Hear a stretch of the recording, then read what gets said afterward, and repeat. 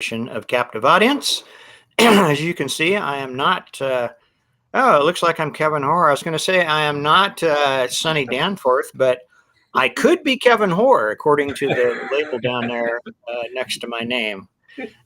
We may never know that. And actually, everybody knows who Kevin is, and I'm not Kevin. I'm actually David Darnell. With me tonight is Don Anderson, who is the regular co-host of our Wednesday Captive Audience show. And I was telling Don before the show that I asked him if there's some stuff he wanted to talk about, and he brought up some great stuff. And it's like I told him, I said, Don,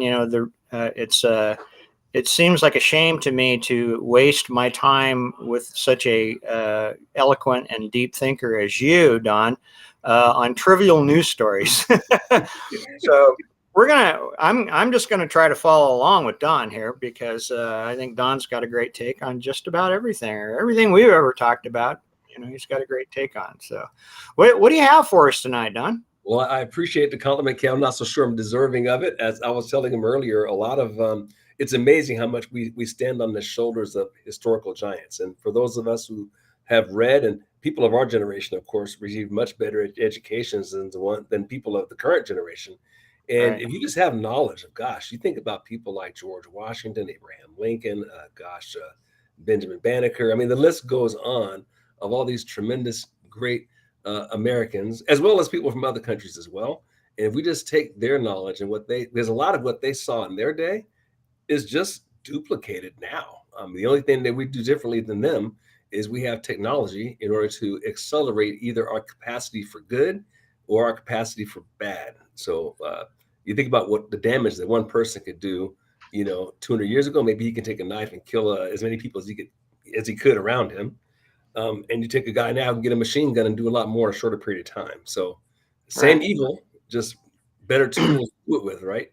Yeah, well, we saw that in the 20th century with evil tyrants who used their military might and force and tyrannical abilities to kill more than 100 million people.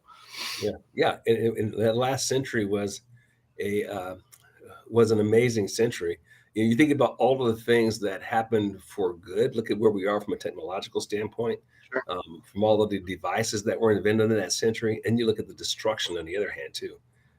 Proving man's almost limitless ability for good or limitless ability for bad. It all depends on the morality of the people who get in positions of power, right? So Right. It almost, hearkening back to what you said before the show, it seems like we're either running towards good or running away from it.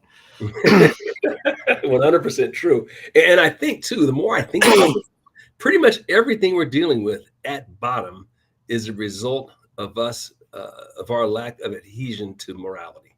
If you think about it, right? And I think it was, I can't remember whether it was John Adams or Benjamin Franklin, I can't remember which one, who basically made the statement that this constitutional republic will only hold, it can only work if it was a religious people. Right. Because you have a certain degree. Not everyone has to have integrity, but there's some breaking point where if you have less than some number, it will come apart. And boy, have we seen that in spades in the last couple of years, right? Oh, gosh, yes. Yeah. Yeah. I mean, yeah. Well, yeah. I remember one of the founding documents, maybe this is the one you're paraphrasing. It seems like it said that the Constitution was written for an informed and moral electorate. And although the Constitution was, didn't use overtly, I guess, religious expressions, it did talk about, a natural God and the gods of, the laws of nature. And I think that's the baseline, that any civil society needs to function. And I think we rise up governments and I guess police forces and such to deal with the deviation from that. The aberration of that basic, live and let live, let everybody have a chance at life, liberty, and the pursuit of happiness. Don't kill people. Don't lie about them. Don't steal their stuff. All of that stuff. So I was at a graduation last night, Don, for my grandson. Hard to believe I have a grandson that graduated from high school, but The guy giving the keynote speech quoted the book. I learned everything I needed to know about life from kindergarten. You Mhm. know, and it's like don't hit people. Don't take people's stuff. Share everything. Mhm. Um, Wash your hands. That kind of stuff. Yeah, it's really basic stuff. I think it was George Washington had a book that he followed these basic rules of conduct, and there's like hundreds of them, but they all really fit. They're all really fit neatly into the Ten Commandments when you get down to it. I mean, Right. if people, it's pretty simple. If you adhere to those, you'll be better off, and it's Hmm. inarguable. Hmm. I mean, if you look at that, you can ask pretty much anybody if they didn't know they were Ten Commandments. If you had dressed them up in some other language, so people didn't know that's what they were, that they were biblical, people would pretty much say, yes, we'd be better off if we didn't do Yeah. these things. Yeah. Or we did even less of these things. Yeah, well, you see it in societies and peoples all over the earth who have never been exposed to Ten Commandments. Mhm, I mean, there's just basic rules of decency. You just you don't kill people, you don't steal their stuff, and mhm. Yeah, so yeah, which tells you that in every society in human history, pretty much has always believed in a god or gods or some superior being, and that they would be every punished for their wrong behavior and rewarded potentially for their right behavior. And if you think about this again, it's logical. If you remove that, then what rule is there other than the decision making process becomes, am I going to get caught or not? And since you can't put a policeman in every corner, right, if you were to have a godless society, it is inevitable that it will descend in anarchy, chaos, and basically whoever is the strongest will rule, which is precisely what you saw in right, the communistic societies because they took God out of the equation, right? yeah, yeah. Well, we've definitely seen a movement from people's motivation to do or not do things away from uh, a motivation to do what is right to a motivation that is fear of getting caught for doing what is wrong. Mhm, I mean, when you think about, if you're a moral person, you think about doing something, the first question is you should ask yourself, is this right? mhm, And not, what are my chances of getting caught? mhm, I think America, I think is, really showing really mhm. showing Yeah. degradation of I'm searching for the right word, the rot of Uh-huh. those values where we just live in a society where anything goes, it seems like. And the fear of getting caught is the only thing that may or may not stop you from doing that. And we've now progressed to being a country that does not catch or Mhm. prosecute, if you will, or correct that behavior. Yeah. Well, here's the rub, I think. So it's really if you choose to not believe in a God, your God becomes yourself. If your God is yourself, you become completely narcissistic. The only thing you care about is yourself. And the epitome of this, I think, can be demonstrated by looking at these boys who pretend to be girls so they can get in sports teams and then steal the rewards from girls. Can you think of anything more narcissistic, self-centered, and I don't care about you than a grown trying to be polite in this family-oriented station, than a 17-year-old boy in a track meet. I'll just use that as an example against 17-year-old girls, um, totally blowing them out of the water. I mean, it's not even close. That same boy the year before, or even the week before, was in track meets with boys, coming in the back of the pack, who thinks so little of other people's feelings and behaviors. He doesn't care. He's taking opportunities for girls. It's unbelievable that you could be so self-centered and so narcissistic as to do something like that. And I think that epitomizes what's happening here. When you remove, God from the equation, we come as our own gods, and therefore the only thing that we care about is whether we satisfy ourselves. Looks like we might have lost David here temporarily. You out there, David? Can you hear me? You might be frozen. Well, it looks like sports fans, you're stuck with me monologuing. So I hope you don't mind. So I'll monologue for a little while until yeah, the Don Show. I like it, Pat. Till David comes back. But essentially, I think that's what you see. The more we fall away from religious principles, the inevitable result is we just want to take care of ourselves. And you see this in every walk of life. You see this in the movement for reparations. Somebody stole something from me, and therefore I have to get it back from them without any care whatsoever. They're stealing from people who had nothing to do with the crimes, if you will. You see it across the board. It's me, and it's all about who got what, and it's not about right and wrong whatsoever. That person has something, they must have got it some wrong way, therefore they owe it to me. And we see that just playing itself throughout. So that's a thought I just would share. Then I'll jump real quickly while we're waiting for David to come back and just speak real briefly about some Portland issues, and because these are always fascinating and interesting to me. And I'm not sure if any of you all have heard about, apparently there's potentially a serial killer on the loose in Portland. Anybody heard anything about this? There's 6 women who turned up murdered in Portland. And I had no idea. I don't tend to read much Portland news, but lately I've been kind of like looking, just because you have to look at this. You have to look at when you live so close to the train wreck. You have to look every now and then. And yeah, so that's something else that's occurred out there. And I think a lot of that has to do with, a lack of law enforcement. Number one, a lack of police officers. You don't have enough police officers to even chase this stuff down. And then you have more availability for these kinds of crimes because you have more homelessness, you have more broken families, you have more opportunities for these predators to access these women. And it doesn't surprise me in the least that this sort of thing is happening. And this is just one that we've heard about. I'm sure there's other things that are going on that we don't hear about. So I just got a text from Dave. It looks like his internet died. So if he makes it back, great. If he doesn't, I'll ramble on. Sound good? So I thought that was a fascinating thing too. The other thing, more on Portlandia, I call it Portland news, is they've just gotten around to banning sidewalk camping. Now this is absolutely fascinating, right? When you think about how long this has been going on, in terms of the camping in downtown Portland, in terms of how terrible it's been and everything that we've seen down there, that they are just now getting around to banning sidewalk camping. It's just, you have to wonder, what else is causing them to think about doing that right? Why now?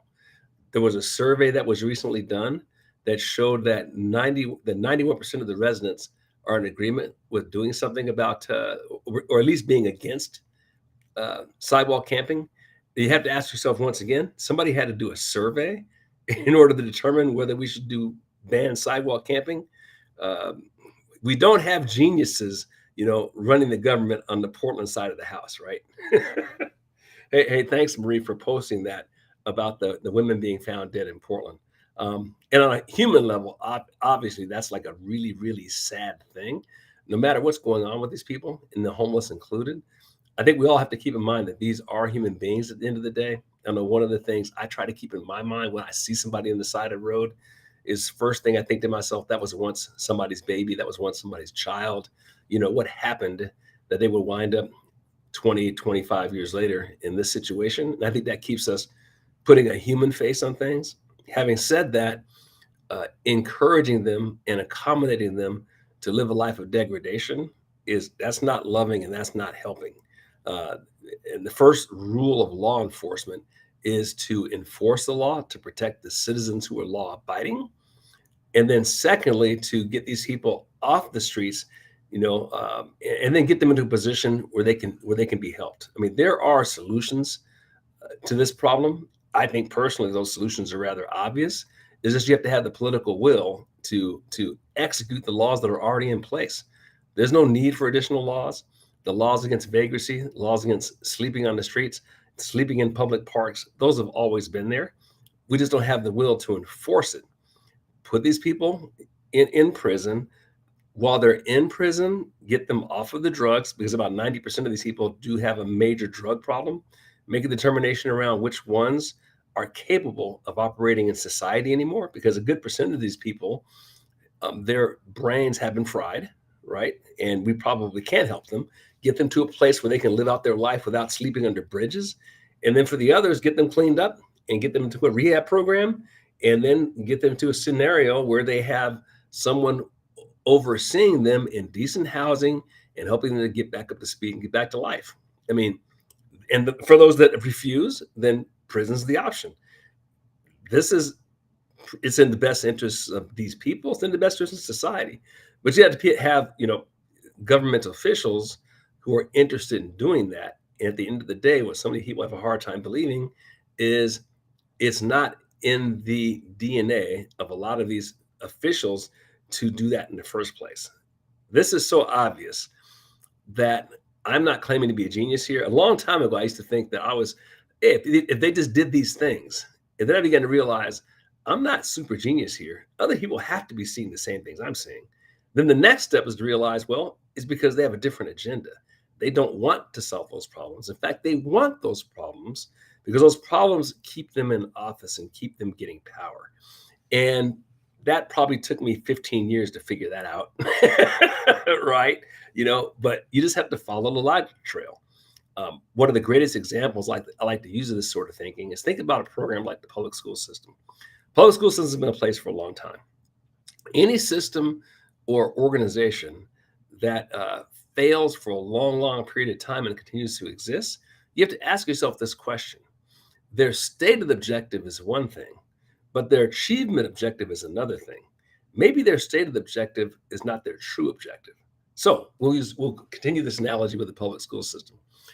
This public school system goal, or they say, is to educate kids, but they've been failing at it for 30 or 40 years. So that can't be their true objective, because if it was, they would have made changes to fix the problem. So that's not the true objective. The true objective is this. You have to look at what are they successful at doing? Because they're successful at doing something. I would argue to you that they're successful at, they're a great daycare center. So they satisfy their clients' ability to stick their kids someplace so they don't have to be engaged in raising them. So they're successful at that. They're successful at a jobs program for people who don't like work. And that, let's face it, teachers ain't what they used to be. And I feel bad for those few, because as always, there's always a few who really are hardworking and really want to do a great job, but they're in a system that doesn't allow them to do that. So the majority of the good ones basically get out. So the good ones, either the ones that are stuck are riding it out, waiting to retire. They can't wait to get out. The young ones who are looking at a long runway, they bail out and go to something else. And what you're left with are the mooches who just want to chill for 20 or 30 years, get their retirement and ride into the sunset, working full-time pay for 9 months, 9 months work. So those are the two things that it does well. The thing that it does thirdly well, and this is more recent, is an ideological weapon being used to destroy the country and create little mini Bolsheviks of the next generation. And they have been sensational at that. So that's the true objective of the public school. Full-time free daycare, ideological destruction of the next generation, preparing them for communism, and a jobs program for people that don't like to work. That's what it's about. And you can apply that philosophy to pretty much any outfit you see out there. You look at an outfit like the post office, not been very good for a long period of time. What's their true objective? It's a jobs program. That's what it is. The job is not to do a great job of delivering your mail. That's what they have to do to get paid to the least degree possible. But that's its objective. Amtrak. How can an outfit be that bad for that long? If it was a private organization, it would have been reorganized, stripped down, bought out, carved up, right? It would not be allowed to stay that way. You look at what the automotive industry did back in the 80s, when they were absolutely atrocious. And they could be atrocious because they had no competition. Then when Japan Inc. came along, and Toyota and Honda and Hyundai and all these other firms came into play, and they got their clocks clean for 20 years. And what was their initial response? Their initial response was look for a government handout, look for a bailout. And one of them, I can't remember which one, it was the one Iacocca went and ran the company, not General Motors, not Ford, but the third one. I want to say American Motors Company, but they got Chrysler. They got the bailout, and they still went under 5 or 10 years later, right? But those organizations did not get better until they got competition. And now, if you look at a Ford car or a General Motors car, those cars are fantastic. But they didn't get fantastic because the government came and saved them. They got fantastic because the competition made them that way. And the same thing can be applied to the public school system. It's never going to be great because by its very definition, it's public. Things that are public can't be great. If public meant great, then public restrooms would be spotless. You never heard anybody saying, "I can't wait to go find a public restroom." They're nasty for a reason because they belong to no one. And things don't belong to no one cares about them. This is why private ownership is so important. When somebody has a stake in something, they tend to do a better job of it. If you are paying for a private school, you're darn tootin'. You're going to make sure that your kid is getting something out of that because you're paying for it, right? There's just something good about buying into something. You've also probably shopped and found the best school that was available, and this is true for pretty much everything. So that's just philosophically some thinking on that. So so I thought that was that Portland scene. There was another thing. Oh, here was another one. Portland. Going back to the law enforcement stuff. I'm not sure if any of you heard. There was a man arrested in Portland with enough fentanyl. I think it was like they said enough fentanyl to kill 33,000 people. Now I have no idea what fentanyl even looks like. I don't know how it's taken. I know it's an amazingly dangerous drug that seems to have come out of nowhere. But all you can say to yourself is, "Wow, how in the world did that happen?" Enough fentanyl killed, and I can't imagine what the street value would have been for that much fentanyl. You have to figure it'd be a large amount of money, and a large amount of clients. So you think about how dangerous it is, in parts of Portland. I must say though, I had to go to downtown Portland last week. It was the first time I'd been there in, I think, 2019, 2018. I mean, I avoid downtown Portland like the plague, but I have a lawyer that her office is downtown. My mom needed to see this lawyer, and so I had to do it. So I made sure it was like 10 in the morning because criminals don't get up till about 5 in the afternoon, right? So you go early in the morning. I learned that from my Los Angeles days, right? If you go in the tough areas, you make sure you go early in the morning because the ne'er-do-wells in society, they sleep in, right? They got to sleep out those drugs and alcohol. So we go to downtown Portland. I get there early so I can park, and I wanted to drive around and get a look and see what was going on because we've all seen the pictures and the video about how horrendous it is. Now, here's the fascinating thing about it. I took a drive down Broadway from one end to the other. So Burnside is on the north end of town. Portland State University is in the south end. And the thing that was incredible about it was absolutely spotless. I'm talking no tents, no druggies, no garbage. It was like a throwback to the 1960s and 70s. I thought to myself, what is going on? They've apparently made a move to clean Portland. Now you still had the remnants of what happened around the federal building. It still had a giant fence around it. Things were still boarded up. Yeah, I love that, Lord. Was Biden coming? I don't know. All you have to do is think to yourself, what are they up to? I thought potentially maybe there's a fear of the upcoming election, and they want people to forget about all of this before, because November 2024 is not that far away. Maybe that's it. I just don't know. It's absolutely amazing though that it'd be so clean. The other question you have to ask is, where did they put them? And if you look at what the city planners seem to be doing, they made the decision to make Southeast Portland the armpit of Portland because they're contracting with these I'm not sure what you call companies who would specialize in tent cities, but that's what these contractors are. And there's 4 or 5 of these giant encampments that they've designated for Southeast Portland. Not North Portland, not Northeast Portland, certainly not Southwest Portland, where the historic money has resided in Portland, but Southeast Portland, which historically was working class. Think about people who work with their hands for a living, right? Plumbers, pipe fitters, welders, people who worked for a living, came home dirty, took a shower, great, honest, hardworking people. Small houses built mostly in the 50s and 60s. Maybe those houses are, 800 to 1,500 feet. And that's what Southeast Portland looked like.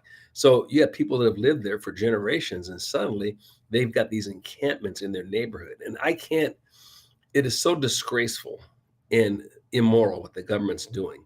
You have people who spent all of their lives working with the sweat of their brow to build a place where they can retire. And that pretty much holds, most of their assets. and then you build a tent city across the street and destroy their assets overnight. Not only have you destroyed their assets that they worked so hard to build, you reduce the value of that home. They can't even sell the home. Now they're stuck, and there's people doing drugs in their front yard, defecating, urinating, and other unmentionable things right in their front yard. And these people are stuck. I cannot imagine what that would feel like. And then to realize that your own government's doing this to you. I know a while back there was a story in a paper about the city moving these trailers, not trailers, but these giant old rundown campers that you see. And they were moving them from parks and then placing them in certain neighborhoods. So can you imagine waking up one morning and there's one of these trailers in front of your house, and then all of the things I just described to you happening right in your front yard, and you call the police, and you call the police, and you call the city, and nothing ever happens. I'm absolutely stunned that a vigilante type scenario hasn't happened in Portland yet. I'm not encouraging that, but I'm absolutely stunned that somebody hasn't lost their minds, because they're putting people's backs to the wall, by doing these kinds of things. People are just fleeing Portland in droves. I can't remember what the recent numbers are, but they're just leaving. And it's terrible when you think about, you worked your rear end, raised generations of kids in the same city, and now you have to leave because your government's trying to destroy you. And that's what's going on there. Interestingly, I had to go to Seattle, on a meeting last week, and I hadn't been to Seattle in probably 7 or 8 years. And I seen the video of Seattle, and the last time I was up there too, along I-5, you would just have major amounts of like garbage tents. I'm sure if you all have driven up there, as you approach the city, those last 4 or 5 miles before you start seeing, you go by Boeing Field and you'll see the Kingdom, I'm giving away my age, but whatever they call the football stadium that's there now, the baseball stadiums, you see these tents underneath the underpasses, all of it cleaned up and spotless. I got into downtown Seattle, clean as a whistle. So I don't know what, and I've not followed the news in Seattle that much. So, but clearly something's afoot. I've not talked to any friends or relatives in LA, San Francisco. I'm not sure what that's looking like there. But this seems to be kind of coordinated to me. Hey, Kevin is back. Not Kevin. I looked down and saw the name and didn't see the face. Well, I might be Kevin or I might not be. Yeah, my internet just took a catastrophic dump, and there's no way for me to get out and log back in without shutting you off, Don. Uh-huh. And yeah. I'm sorry that I came back in, because listening to you was incredible. Oh, you got to hear all that? Okay. I did. I got to hear it on my phone. It was stream of consciousness. Well, you have an incredibly eloquent and cohesive stream of consciousness, so don't let me interrupt you.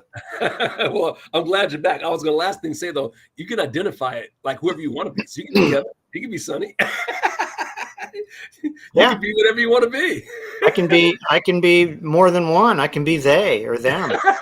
They, there, there, care, mare. You can be a mare, a horse. I'm sorry. This you just got an insight. This is the way it sounds out here with my kids, right? My kids just go berserk with this stuff, right? And it's kind of fun to sit back and listen to them just create comedy over what they see in their world. Good. Yeah, the graduation that I attended last night, grandson's graduation, he went to a small kind of a satellite school, the Academy of Arts and Academics in Springfield, which is kind of the more conservative redneck portion of the Eugene area. So there's about 30 graduating students, I think, somewhere around there, 28, 30. And if only 3 of them were plural. So. Okay.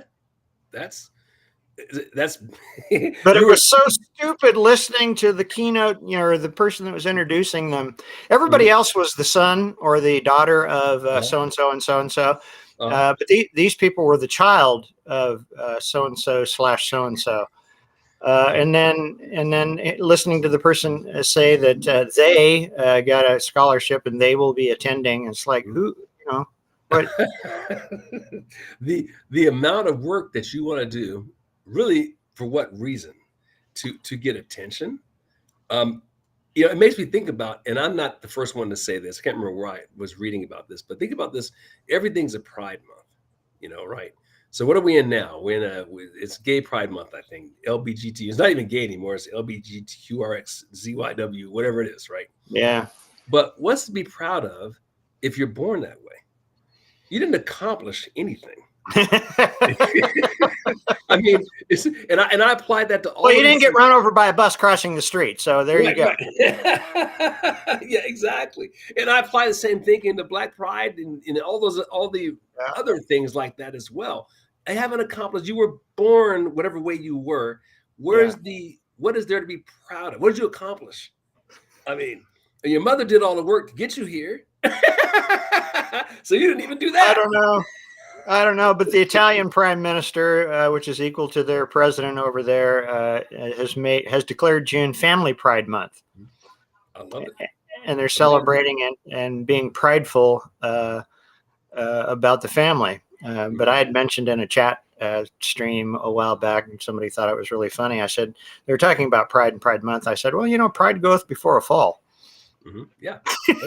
Well, hey, it is sin number one. Yeah. Sin number one. And I tell you, I think it's at the core. Look, you look at this whole thing, it's all about the narcissism, which comes from pride. I want to be the center of attention. That's all this is about. And then followed by envy. I want what you got. If I don't have it, you got it. You got it unfairly. I want to steal it from you. I mean, yeah. I don't want to co-have with you. Mm-hmm. I want what you have, so you don't have it. Yes, that's exactly right. And you look around you, and it's almost never about the person who was about having the best character. It's all about getting the most stuff, which goes back to the envy thing. And right. All society seems to be driven around this. You see magazines with this person, the 10 richest people in the world, or 10 wealthiest people in the United States, and the best player on a team. And when you look at team sports, it's all about who are the stars on the team. Whatever happened to the team? How about the team concept, right? Right. It just blows my mind how much we keep heading down this path instead of celebrating character. I mean, yeah. Who can you think of who's famous in pop culture right now for having great character? You'd be hard pressed. Yeah, very few. Yeah.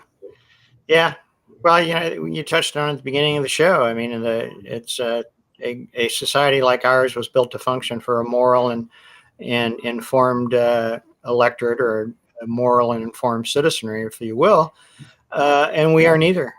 We have become ill-informed, like you had mentioned, because schools are not academic institutions for learning; they're jobs programs, and so now we have it's that, I don't know if you ever saw that movie. I didn't think I'd really like it, except for the fact that it just bears so much resemblance to where we are now. The movie Idiocracy.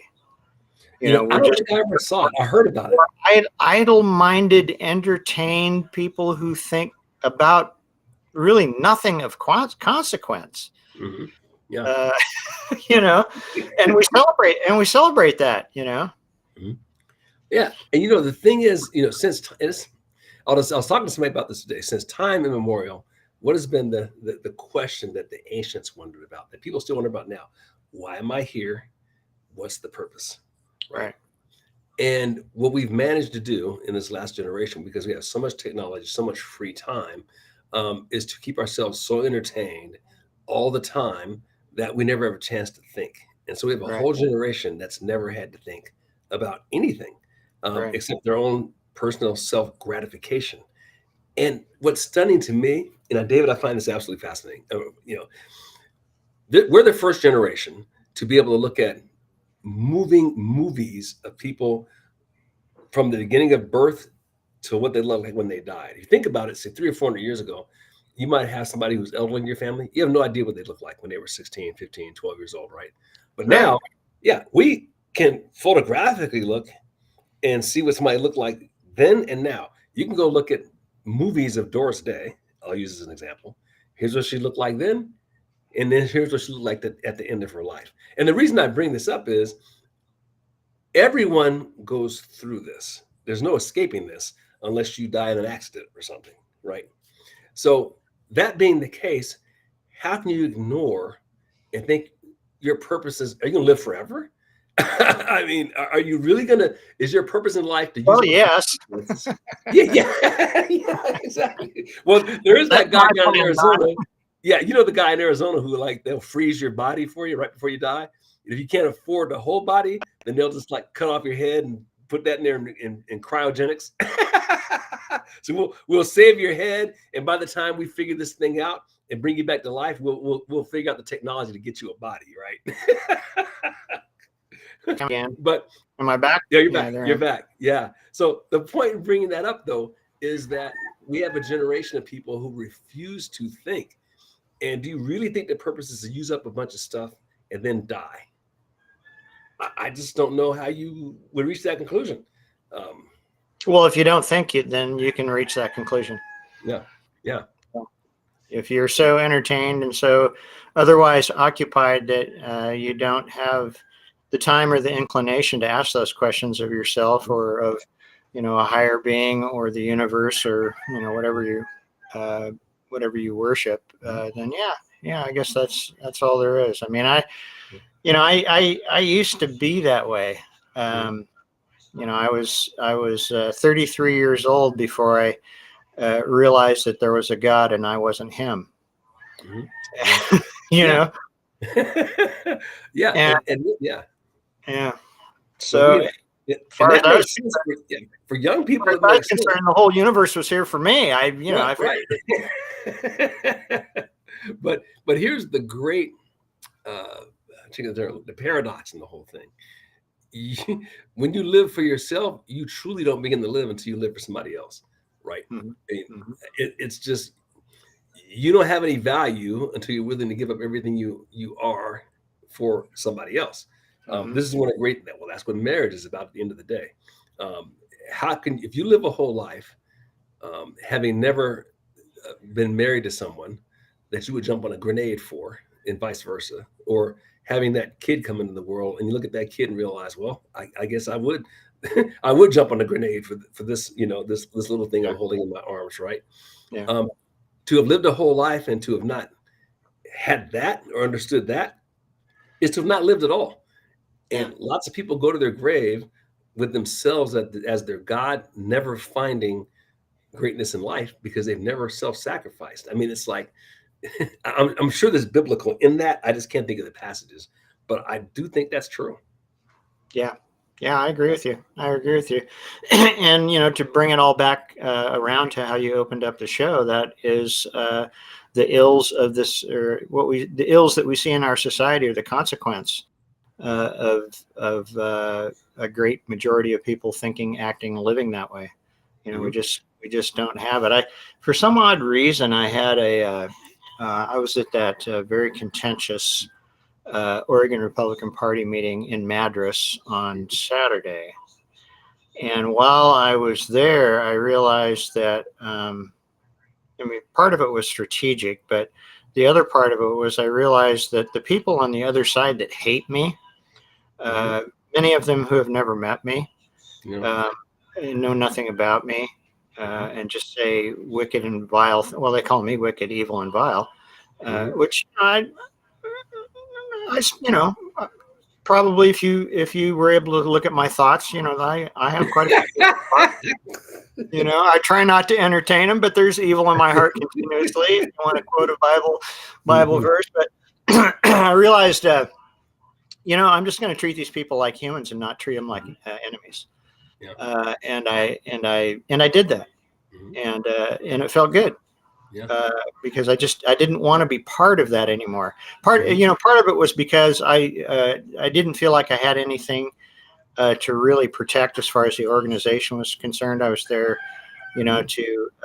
because Solomon asked me to be there, and I wanted to protect him, but as far as the organization is concerned, I just I no longer have that protectiveness that I will fall on a grenade for that organization. But I still wanted to make sure that I treated everybody like a human. And that made the day much better and tolerable for me. Because I could have very easily been mean and cold and not very nice. Yeah, yeah. Well, well, here's I think the tough part, David, is that these people is truly not personal when you get down to it. I mean, it feels personal. We will think they hate us, but they really don't hate us. They hate what you represent. What you represent is what they know to be true. What they hate is that you're representing something that a law that exists above and beyond us and our selfish desires, and they don't want to follow that. They want to do the exact opposite of that. That's why they seek to destroy that which represents those rules and laws. I mean, think to yourself about these TV commercials, for example, that we've been that have been foisted upon us.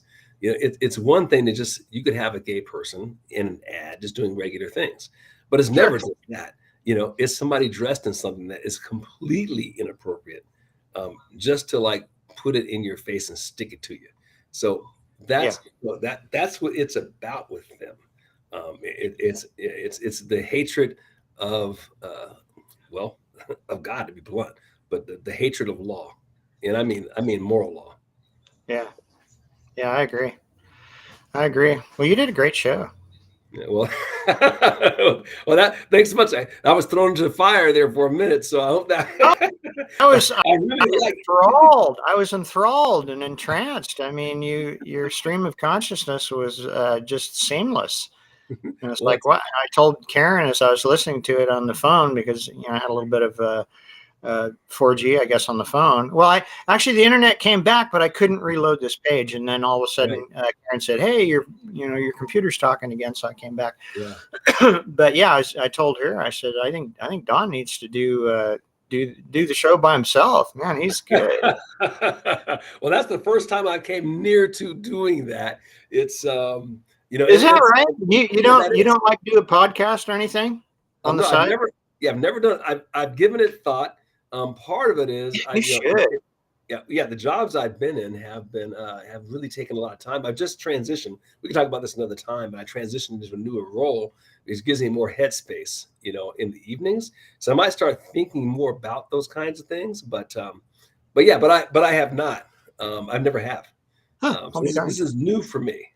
For sure. Really? I would have thought that you were like you've been podcasting for 5 or 10 years, 5 nights a week listening to you. It's like, wow, man, that's a Don's a one-man show. Well, there's a few things that that I'm kind of kicking around, and we can talk about this more maybe down the road in terms of taking, those individual rants and then creating a podcast on each one, right. So say things on civics and morality, things on religion in the public square, free market economics, right? And doing little shorts, right? That could be used for educational purposes. Now, again, I got to sit down and get my head around that, but sort of kicking around that sort of thing. We'll see. Well, you would do extremely well at it. I'm not sure what more you think you need to get your head around, but I just watched your show, and I'm pretty critical. I mean, I honestly, Don, I find it difficult to listen to most podcasts, and I don't listen to a lot of them, but I find them tedious and often superficial and spinny and. And rarely do I hear somebody present such a cogent train of thought as you. So, I think you're ready. That's what I think. Well, I appreciate the vote of confidence for sure, because I think you probably agree with this, because I'm in the same boat as you. Most of the stuff you see, and one of the reasons I walked away from the regular news, not just because it was really skewed and left wing. I mean, there was that too. Sure. But the superficiality of it, they never talk about the things that really matter, right? I mean, like the causes of where we are now, the historical things that have happened, the morality and how that's changed. You look at what our crisis is with Ukraine and that part of the world. There's no historical context given in terms of why that's happened. Like none. See, people have how can you begin to understand that if you don't know anything about the history of it? Right. I'm not going to be an expert on it, but I know there's history behind it, and there's no way you can solve that without knowing that. And you watch the news, and they're giving you 30 seconds, 45 seconds. They call a bunch of people names, and then you're on to the next thing. The name calling thing is such a turnoff to me. Yeah, it is. It is. It is. I can't hardly stand to watch it. I watch the news like I did. I watched the news Friday night Mhm, and a little bit Sunday morning before mhm, that meeting. And the only time I ever watch the news is when I have a TV in a motel room or something, mhm. because I don't have the news here Yeah, at my yeah. house. I don't have broadcast news. I don't have cable. I don't have any of that stuff. So, and I feel I'm much better for it. I Well, feel like I yeah. have a much better opportunity of discovering what might be going on in the world without it Oh being yeah. presented the way it Because is. all they do is just wind you up with a bunch of emotion, and they give you nothing that's thoughtful. I mean, I know, and I'll just give you one quick and dirty example. I know we're getting short on time, but you think about all the news about China and the threat to Taiwan, and Mhm. if you know anything about military operations and the difficulty of invasion on beachheads, you realize quickly that there's no way China's doing that. I just don't see it. It would be a disastrous thing if they did, because it's too difficult. I mean, the Taiwanese have been built in, what, 40 or 50 years of getting ready for this? That Sure. island is fortified up the wazoo. Think about what we went through just to take Okinawa, and realize that they've been prepping in Okinawa for our invasion for like 3 years. They've been prepping for 70 years. Yeah. I mean, if you want to take Taiwan, you better be ready, right? Yeah. There's Yeah. only one. There's only one. There's like one. There's 2 weeks a year when you can do it, and there's only one Right. place to do it. So there's no element of surprise because of Right. typhoon season. You only got. We know when you're coming, right? We know where you're coming. Right. Um, there's just. It would be crazy for them to do that. And then when you realize, if you know a little bit more about the Chinese military, they're illiterate, they're weak, their technology's bad. Everybody looks at the numbers, and the numbers look scary. But even a Mhm. 2 million man army and a million of them can't read, right? And have no loyalty and can't put together a weapon and are ill trained. You saw this same thing. This goes back to the importance of history. Back in World War I and II, Austro and Hungarian Empire, it looked big and bad on paper, but you had a country, an army, where they spoke like 20 different languages. Now, can you imagine being the captain of a combat unit? You speak 5 languages and you got to deal with 20 languages. How are you going to get anything happen in the heat of battle? Your army is not going to be functional. And they were a disaster. I mean, Germany literally fought that war alone because their partners in arms were like horrendous, because not because they couldn't be great warriors, they they weren't even on the same page. So these are things that we need to know. And an educated population or a media that had any interest in truly educating and communicating will tell you this stuff, but they Right. don't. Right. Right. And so it Yeah. becomes incumbent on people like us, I think, to find ways around that. And I think things like, like PragerU, for example, right? There's more and more things out there where you can go. And if there's anything that's going to save this country, I think it's two things. One, the the the non-big media, of which we're a part. That's one thing. Getting people educated and informed in terms of what's really going on, and making you realize, no, you're not crazy, by the way. And then number two, moving people away from the public educational system. I can't stress Oh how yeah. important that is. That's fundamental. That's elemental. That's key. It's strategic. It's the only thing. Well, I consider it the only thing that will guarantee America's future.